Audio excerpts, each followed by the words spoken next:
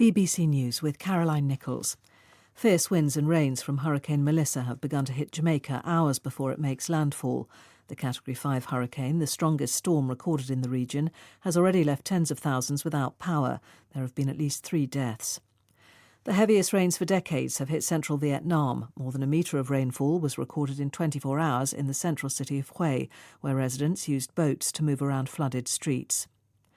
A United Nations review says countries are failing to fulfil their plans to cut carbon emissions. Nearly 200 countries that signed the Paris Climate Agreement a decade ago pledged to submit regular carbon-cutting plans. So far this year, only 64 nations have done so. American researchers say they found evidence of mass killings after the paramilitary Rapid Support Forces seized control of the city of Fasha from the Sudanese army. The Humanitarian Research Lab at Yale University says satellite imagery shows clusters of what appear to be human bodies near RSF vehicles and a wall that surrounds the city. Donald Trump has said the first batch of US-made missiles for Japan's F-35 planes will be delivered this week.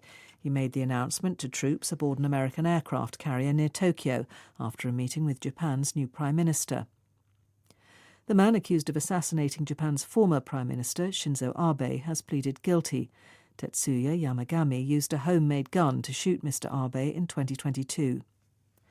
Venezuela has said it's suspending energy agreements with neighbouring Trinidad and Tobago because of the visit there by a US warship. The first of hundreds of detained migrants whom Australia intends to deport to the tiny Pacific island of Nauru have arrived. The 350 people were denied Australian refugee visas, mostly because of criminal convictions. Under the agreement, Australia will pay some $1.6 billion to Nauru over 30 years. BBC News.